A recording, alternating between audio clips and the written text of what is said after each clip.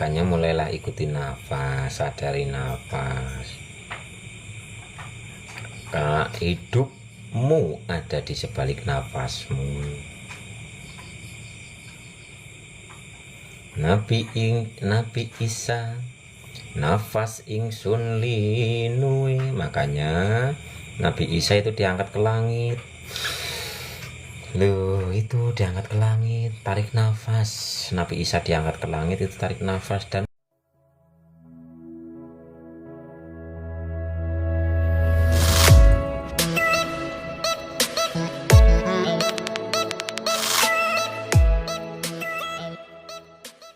makanya mulailah ikuti nafas, sadari nafas.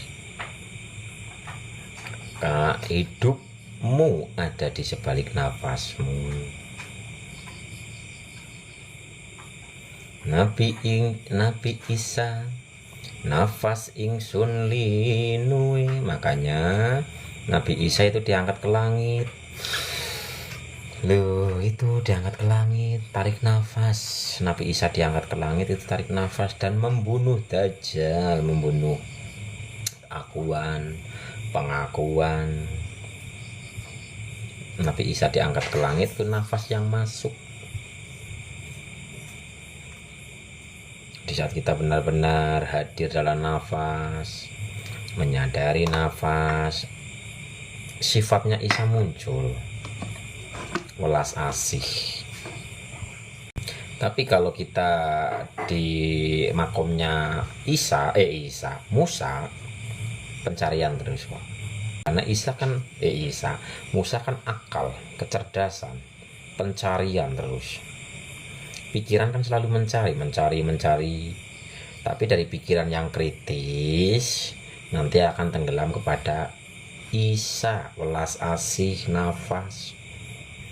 Makanya Nabi Musa memukul pengikutnya Fir'aun sampai meninggal, sampai mati. Itu Musa baru paham ilmunya, tapi langsung untuk ini harus ada keakuan gitu loh. Dan ini nggak akan bisa tembus ke dalam rasa, kesadaran rasa. Makanya dalam ceritanya Nabi Musa itu nggak sampai kepada tanah yang dijanjikan. Dalam perjalanannya meninggal kan gitu, belum sampai masuk tanah yang dijanjikan. Ya hati itu, hati yang penuh kasih.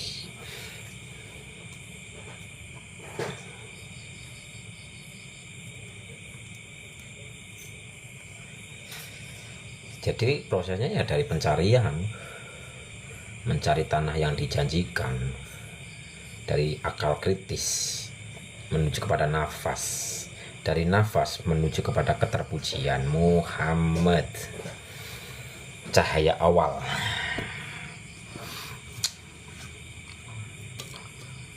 Karena hakikatnya Muhammad bukan bapak dari diantara kamu, karena dia bukan sosok, dia ada di semua diri.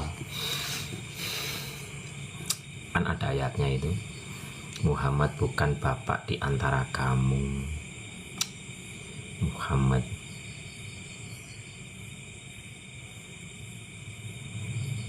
Muhammad adalah wujudnya.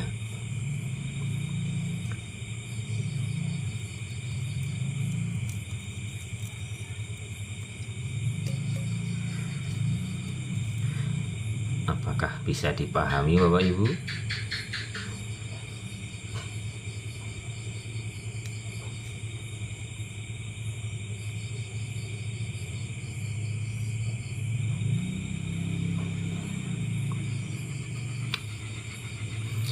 Ikutilah nafas.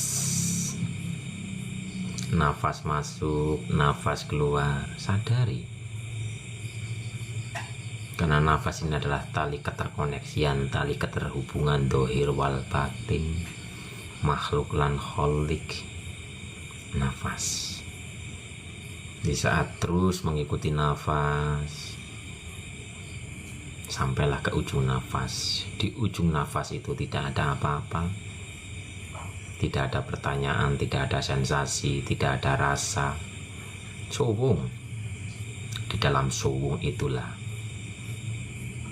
ada sesuatu yang tidak bisa dijelaskan.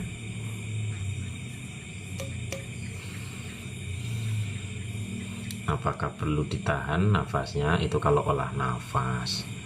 Olah nafas itu masih permainan akal pikiran. Kalau dalam kesadaran ya nikmati nafas yang alami, nafas yang murni. Kalau olah nafas itu kalau masih ada harapan-harapan. Contoh, berlimpah, tarik nafas. Ya dalam hati, berlimpah, buang Allah. Itu kalau masih ada harapan-harapan. Kalau keberserahan ya udah berserah saja, nafas mengalir apa adanya. Nafas alami, nafas murni, nafas sejati yang membuka tabir-tabir rahasia. Jadi kayak yang kalau olah nafas itu untuk ajna, untuk mukasafa, untuk urusan kemakhlukan.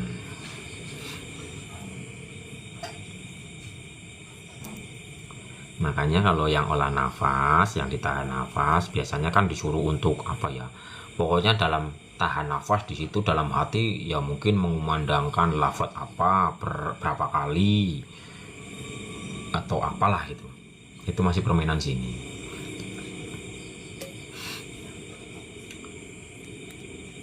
Tujuh Fatihah dalam satu tarikan nafas umpamanya gitu. Itu masih ada keegoan.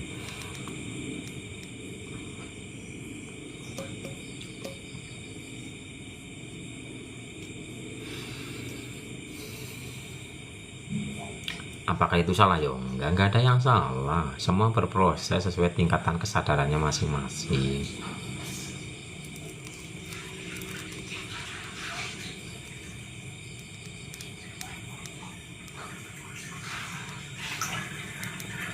Kenapa harus tahan nafas? Ya di saat kita menekan, nafas masuk kan menekan. Tahan. Ini mengalir sesuai dengan vibrasinya apa yang dibutuhkan.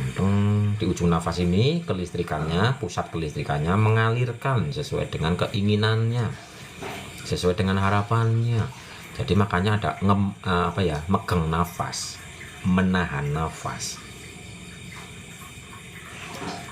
Itu nanti ada cara-caranya, ada teknik-tekniknya. Ada yang di saat menahan nafas itu di bawah itu harus ditarik ke atas, atau seperti orang yang mau nahan kencing gitu ya, ada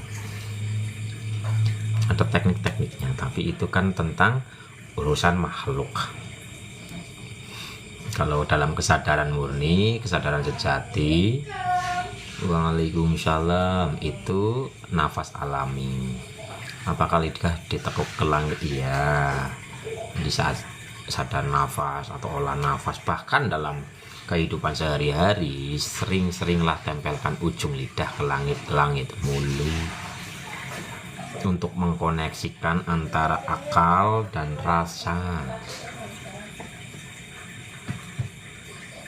Jadi penerimaan total tanpa embel-embel ya. Kesadaran itu bukan agar ini, agar itu. Tapi tidak sedikit yang dipancing dulu. Belajar kesadaran awal-awalnya agar ekonominya bangkit, agar sehat, agar harmonis. Yaitu pancingan-pancingannya. Ya nggak masalah. Toh juga banyak yang tadinya terpancing oleh kekayaan, agar kaya, akhirnya setelah berproses sudah lepas semuanya itu. Justru banyak juga yang merasakan di saat sudah melepas tujuan awal, yaitu mungkin untuk kekayaan, justru malah berdatangan.